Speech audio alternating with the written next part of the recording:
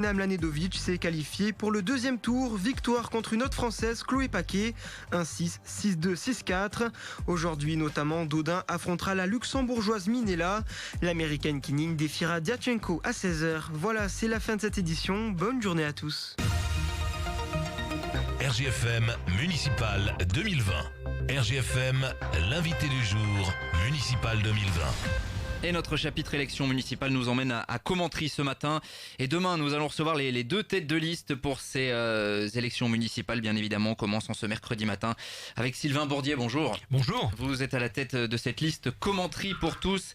Également dans nos locaux ce matin, Guillaume Noailly. Bonjour. Bonjour. 11e sur cette liste Commentry pour tous. Déjà, Sylvain Bourdier. Allez, le classique, finalement, une petite présentation, peut-être pour ceux qui ne vous connaissent pas un petit peu.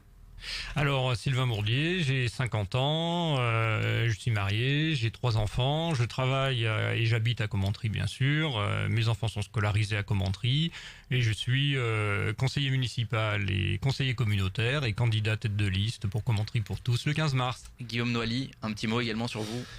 Moi, Guillaume Noailly, effectivement, j'ai 27 ans, je suis organisateur d'événementiel depuis 9 ans maintenant sur Commentry et voilà, j'ai rejoint Sylvain Bourdier pour les élections municipales de cette année. Alors Sylvain Bourdier, candidat tête de liste en 2014, vous aviez été crédité de 41,88% au deuxième tour face à Claude Riboulet qui avait donc été élu. Pourquoi finalement, après un mandat dans l'opposition, actif dans l'opposition, pourquoi avoir décidé d'y retourner finalement cette année ? Eh bien parce que on côtoie les Commentriens et on a des propositions à porter, et ce sont les leurs et on veut qu'elles aboutissent, donc on y va. Et puis la dernière campagne nous montre que sur bon nombre de sujets, on avait vu clair, on avait raison. Je ne détaillerai pas la proposition de centre de santé qui maintenant est repris par tous les candidats et on l'a vu à Montluçon lors du débat.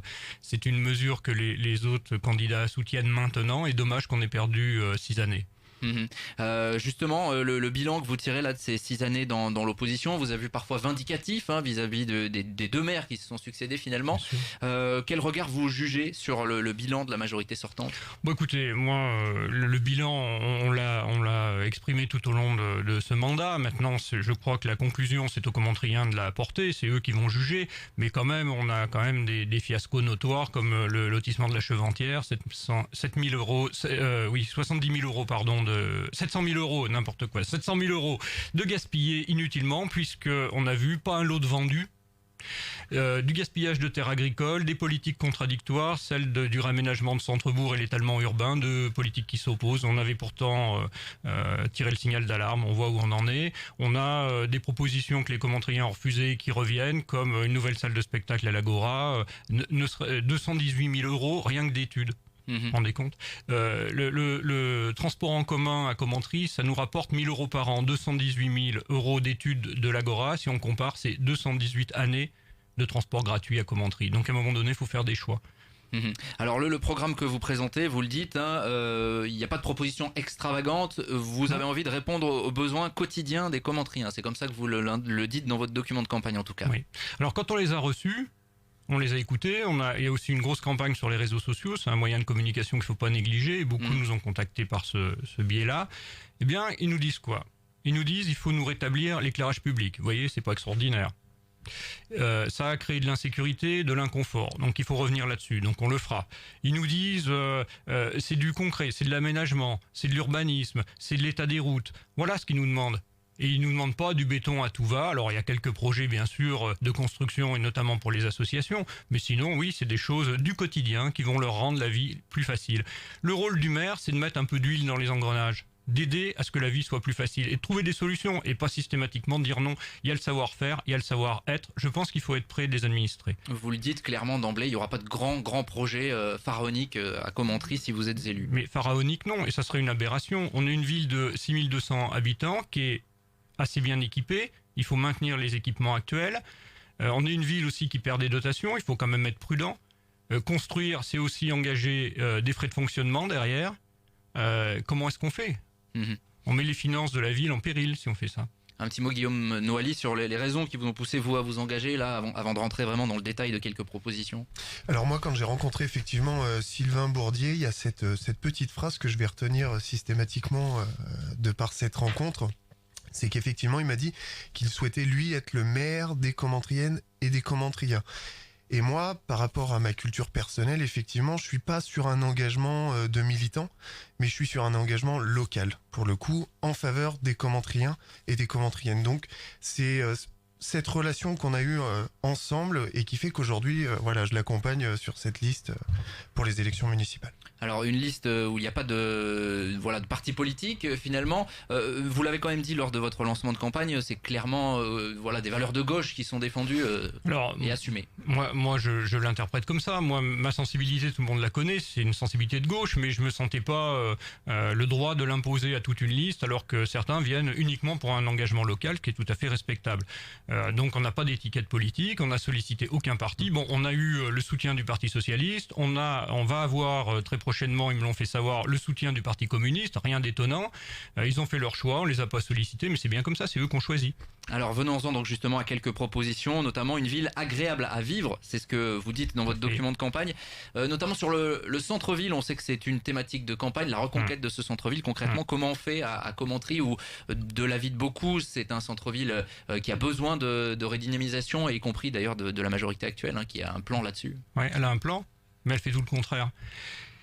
Si on veut redynamiser le centre-ville, il faut être cohérent et on ne peut pas faire à la fois des opérations de centre-ville et de l'étalement urbain. 700 000 €, comme je l'ai dit tout à l'heure avec la Cheventière, de gaspiller. C'est deux politiques contradictoires. Alors la majorité nous dit on peut faire les deux. Ben non, on ne peut pas faire les deux juste parce qu'aujourd'hui les budgets sont contraints. Donc il faut savoir ce qu'on veut. Si on veut redynamiser le centre-ville, il faut y concentrer la population. Il y a aujourd'hui par exemple des bars HLM, c'est plus tout à fait au goût du jour, il faut ramener les gens en centre-ville et c'est en densifiant la population en centre-ville qu'on arrivera à faire tourner nos commerces. Il faut aussi donner un côté plus agréable à ce centre-ville. Eh bien, on peut le faire en répondant aux contraintes écologiques et notamment en arborant un peu ce centre-ville. Quand on démolit, on n'est pas obligé de tout rebétonner à outrance. On peut créer des petits endroits où il y aura un peu de verdure, où ça va pouvoir respirer et finalement rendre la ville plus agréable à vivre. Modernisation de la voirie également, vous le dites, il y a eu des gros travaux engagés là-dessus, notamment sur les entrées de ville. Oui, il y a aussi des grosses promesses qui ne sont jamais tenues, avec des rues qui sont quand même dans un état lamentable et des écarts où il n'y a rien eu de fait. Alors, on prenait des quartiers comme Sigvarine, on en a détaillé quelques-uns ici, la rue Henri Chatin, le quartier de la rue de la Grange, la rue Denis Papin, c'est une catastrophe. Tous ces quartiers, il va falloir à un moment donné s'atteler à faire quand même quelques travaux.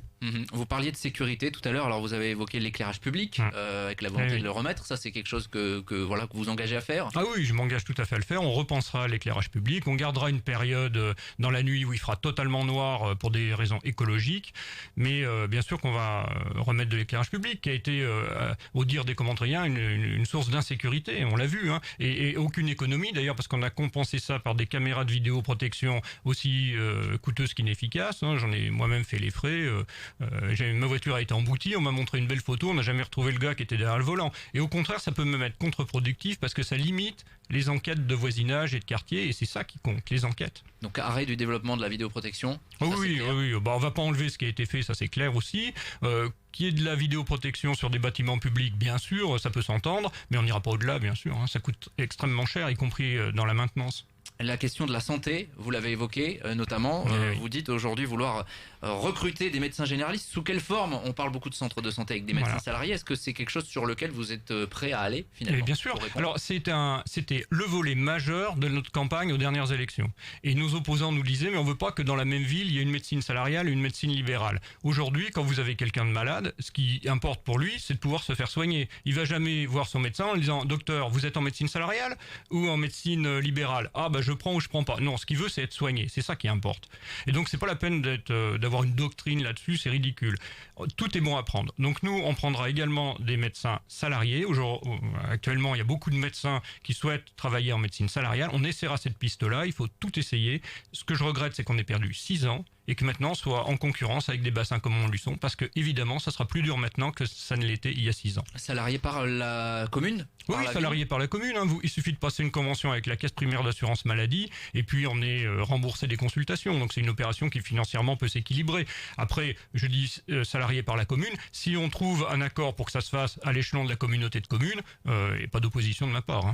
Rapidement, parce que le temps file très vite, un mot de culture. Il y a effectivement ce projet, ces études engagées pour l'Agora, hein, pour la rénovation, pour en faire une amélioration finalement de l'Agora. Vous y êtes pas forcément favorable aujourd'hui? Oui, je suis bien sûr, comme les Commentriens, je suis pas favorable à ce projet. Pourquoi? Parce qu'on est à 6200 habitants, on perd encore quelques habitants et on perd aussi des dotations. Donc à un moment donné, on a une belle salle de spectacle qui est l'Agora, qui demande, ça c'est certains à être améliorés, notamment au niveau de l'assise.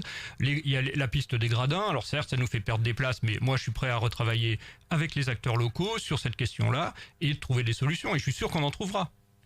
Il y a plein d'autres choses évidemment. On précise tout simplement qu'il y aura un meeting de campagne le mercredi 11 mars 18h à l'Agora. Il nous reste 30 secondes pour évoquer votre liste. Donc on a l'un des représentants ici avec Guillaume Noailly. Diversité finalement de profils, comment vous l'avez construit cette liste? Oui, diversité, jeunesse aussi, puisque la moyenne d'âge de la liste c'est 50 ans. Et 50 ans, c'est l'âge du capitaine, c'est le mien. Donc, vous voyez. Donc, non, c'est une liste jeune, ça fait du bien. C'est une liste aussi qui a été beaucoup présente sur les réseaux, qui est une nouvelle forme de militantisme, quand même, par rapport à ce qu'on a pu connaître avec le tract noir et blanc. Là, je pense que c'est un peu fini, tout ça. Et donc, c'est aussi de nouveaux rapports avec la population, intéressants, et je pense que ça peut porter ses fruits. Sylvain Bourdier, tête de liste, commenterie pour tous. Guillaume Noailly, merci d'être passé à notre micro ce matin. Merci à vous. Et on continuera évidemment, on parlera de commenterie également demain en direct 7h45. Le Good Morning Montluç poursuit. RGFM Municipal 2020. RGFM, l'invité du jour, Municipal 2020.